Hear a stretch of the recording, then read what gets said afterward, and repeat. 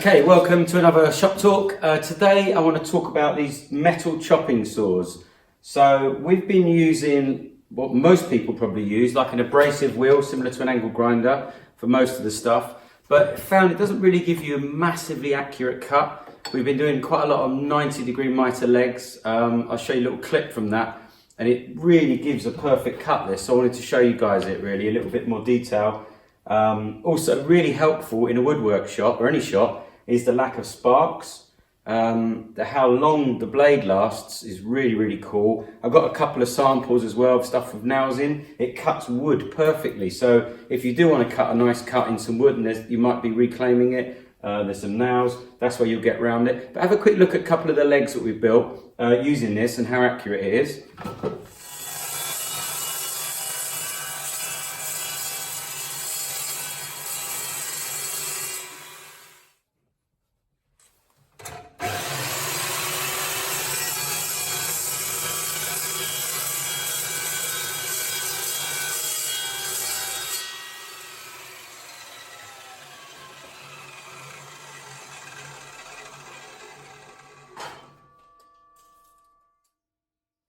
So maximum cut depth is 85 by 180 using this clamp, which is massive.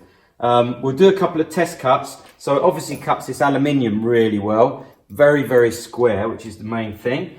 And then the next thing I'm going to show you, so obviously you wouldn't want to put that through your Kapex saw with the nails in it. So let's get some glasses. I'm going to cut right through those nails there.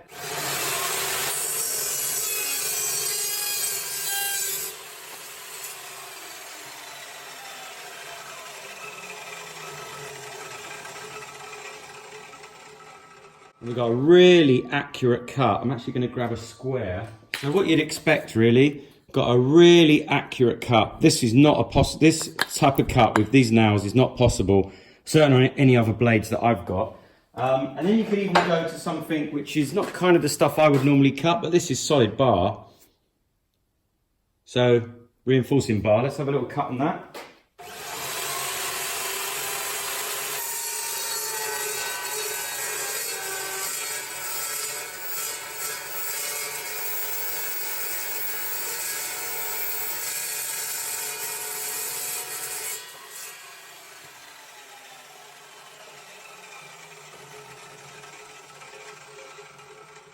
Now I can actually hold that. That is directly from the cut. You can grab it. That would be red hot. And the other thing is it would not be square, that kind of thing. It's beautifully cut square. Really cool. So you can see the advantages of using this. I mean, this is kind of the most woodwork-like metal cutting saw that I've come across. Where I've found it really useful is on these angles. So we check this is square now. I'm sure it is. So we've got a square there. Perfect. Okay, let's cut that and have a look.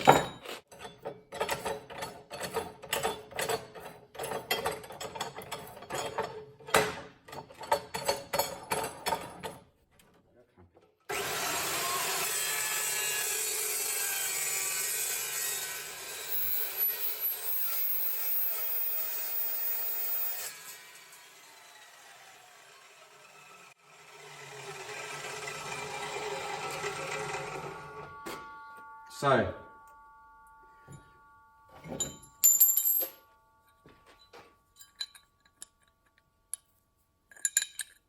check all the squares on here. Look, there's the little bit of off-cut where it fell through the gap. But you can see how clean the cuts are. Look at the cut here. Very, I mean, I can hold this for a start. It's slightly warm, to be honest, but you can definitely hold it and you can see, look at this cut. So, I'm actually designing, if you've been following my channel, we'll just try, just for a laugh, we'll try a bit of wood.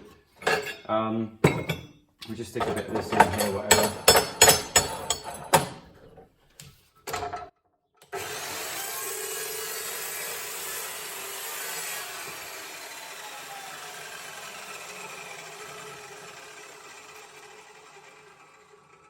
Look at it.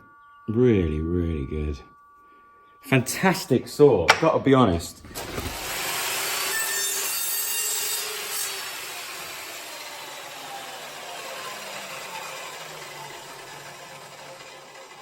That little burr off, look, really clean cut, look at that. And that's just after cutting all of the steel, mild steel, the sections. So I'll just give you a quick demonstration of the more traditional chop saw, cutting some of this angle.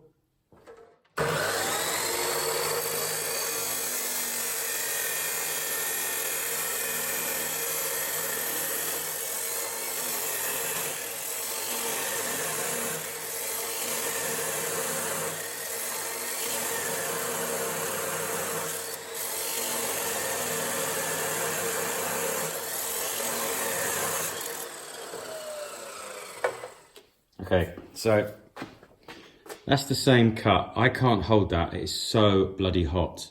So there's quite a lot of cleanup on there. I can feel the heat coming off of it.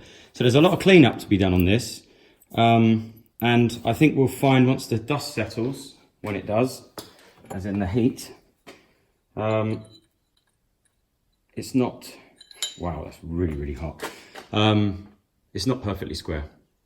Now, obviously, with welding, not something that I do anyway, but certainly my son does, and I outsource some welding, you can compensate for these edges not being perfectly square, grind them in and blend them. I know that that's a possibility, but I personally, from where I'm designing furniture, I would rather have this kind of result, very clean, very accurate cut, than I would this piece here, which needs all kinds of deburring, it needs all sorts of filling. It's just a pain. So our kind of work process now is the real rough cuts. If we buy it from Border, where my son works, the engineering firm, we'll rough cut it there on their chop saw, and then bring it here and cut it up nice and square and get a really accurate, repeatable cut. So I just really wanted to share it with you, because I don't know if you've seen me using this in the shop, and whenever we do metal legs or metal work, this is the saw we use. When I finally clear this area and get it set up properly with a stop and everything, it's going to be absolutely wonderful. I've got a bit of an idea as well, putting it on some profile, you know, I like using it, and having the whole thing move for a 45 with 2 different stops for a 45 and then back to here for 90. So if I get around to doing that, I'll definitely show you guys. But brilliant saw. I'll put a link in the description to it so you know exactly what it is. This one's a Rage 2 355. They do smaller ones. I found a bigger blade. I've got a little small one. Sliding one, which I bought years ago, small. I find the bigger blade here is better with heat, so it's a bigger cut and much less wear on the blade. So I just think this is awesome machine. I really love it, and it's so nice. We've got a lot of metal here, a lot of iron filings, but we do not have a lot of spark flying all over the shop, which is brilliant. So thanks a lot for watching. I'll see you on the next one.